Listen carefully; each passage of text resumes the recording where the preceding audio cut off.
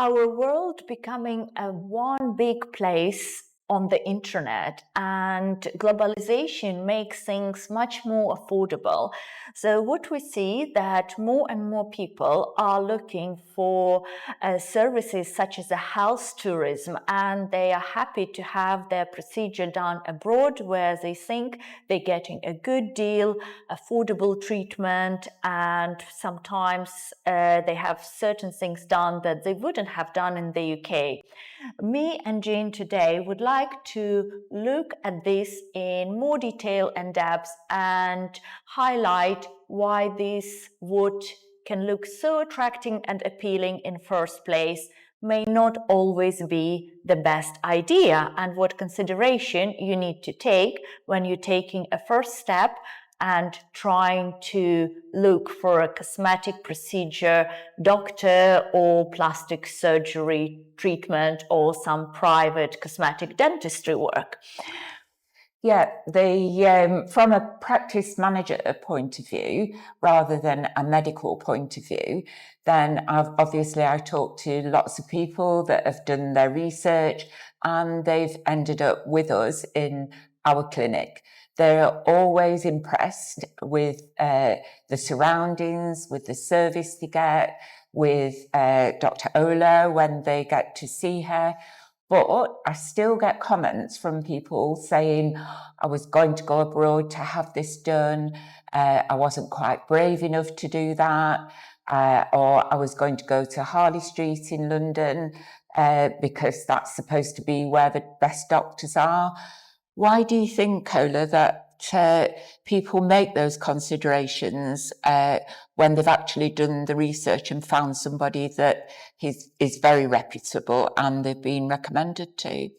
I think Harley Street historically has been a place where a lot of medical and private medical clinics are located, and that is where people used to go 10, 15 years ago. They used to go to London to have a treatment done in the Harley Street.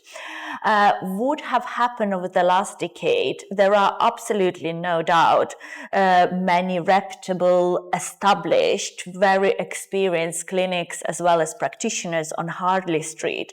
But also there is a lot of new practitioners. Basically anyone can rent a room on Harley Street these days. It could be for as little as renting per hour or per day and not even being there on a regular basis. And I think the key to successful result in any cosmetic procedure is it is a facial treatment or dental treatment. In my opinion, I believe it's a great consultation, consideration, and consistency, because often what we're able to achieve for the patient in first place, and the caring and experienced practitioner will offer maintenance program within your treatment plan. I think you need to be very considerative. Like, you have had your plastic surgery, but then do you want to go back to the look that you have had before? Possibly no. How are you going to maintain this? And maintenance often these days perform with non-surgical treatment. The same is with non-surgical treatment. We can achieve fantastic results. Some of them would be compared to a surgical result. And again, it comes with a maintenance plan where we explain how this treatment can be maintained so that you don't need to go back to step one and to square one, so that you can always just maintain your fresh and healthy look and healthy skin. I think cost-wise as well, if you have got to go back to a different country or a different city, there's the travel costs involved in getting there, getting back safely. And so if you work it out over the long term, it may be that it's not even cheaper to do that. Do you think? Absolutely. And I think sometimes when you're looking for anything which is a personal care or health care, I don't think that you should be compromising, and you should be looking for making your decisions simply by pricing around and finding the cheapest. By all means, I don't say go to the most expensive providers, but there is a reason why there is a certain standard of cost is expected. And if it is too cheap to be true, it possibly is, and compromise will come with the quality of product, quality of service, experience of the practitioner, and in most cases, it will be a combination of all of those factors. Yeah. And as a result, we see some devastating and ridiculous stories that make the headlines of newspaper, which put a fear in the normal person mind, because those things, they wouldn't happen if you go to reputable experience clinics. Yeah. So it is back to really what we spoke a lot about in Beyond the Mirror, the book, about how to find your practitioner. So whether they are in Nottingham, Leeds, Manchester, London, Turkey, wherever you're going, you've got to do your research and find someone that is going to look after you and get the care that you need right away through your journey, not just for that 2 days that you may be in hospital or an hour that you might have a consultation. You need to have a long-term plan and do all of the follow-ups and really take care of your health. I think this journey could be really enjoyable for both patient and practitioner when you find the right person. Yes. And I think consistency is definitely the key. I also would like to highlight that sometimes we have patients who just like to go to completely different clinics, see different doctors.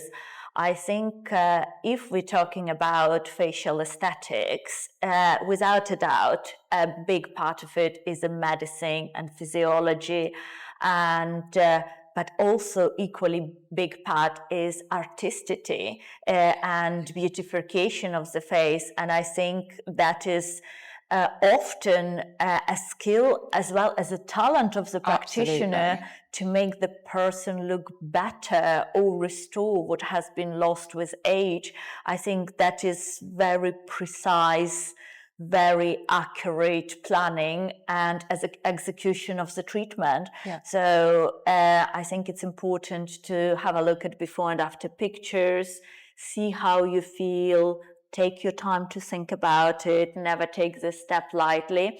And as you mentioned, Jean, there are a lot of information available in our book and step-by-step guide how to find your practitioner, as well as some guide on which treatment you can consider at which age, because a lot of things can be prevented these days. And I think younger people who are looking at those videos, they have advantage position because they can address the signs of aging or skin problems earlier. And my professional advice always, I would say, let's address the problem before it becomes very noticeable or obvious or severe.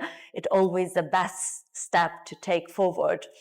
The other thing with traveling as well that I've thought about is that if you are going somewhere that you have arranged to go and have your lips done or have your cheeks done, that would be a decision that you'd made before you went. You hadn't actually seen the doctor then. Isn't it better to go and have a full consultation with someone reputable, accessible, and get their advice and decide together, rather than just walking in and saying, this is what I want? Is that a good thing? I don't think making kind of these decisions on the spot is ever a good idea. And that is a very important point, I think, you brought, Jean, that it's important to see the actual practitioner, not the admin team, not the marketing team, not the patient coordinators, who often can be the first point of contact. But you need to have actual consultation with the practitioner. Sometimes it could be by video call, sometimes it could be in face face-to-face in clinic, and I would advise face-to-face, of course, is absolute must before having any treatment, but you need to get to know your practitioner as well as take some time to make those decisions. I think another great point that in UK, when your treatment performed by a medical professional, because unfortunately we do have unregulated industry and a lot of people who have no medical, even no beauty background, sadly can perform the treatment and possess danger to the public and putting them at risk. So I think in UK, if you are seeing a medical professional, they have a duty of care. They are regulated by their regulatory body, often clinics registered with Care Quality Commission.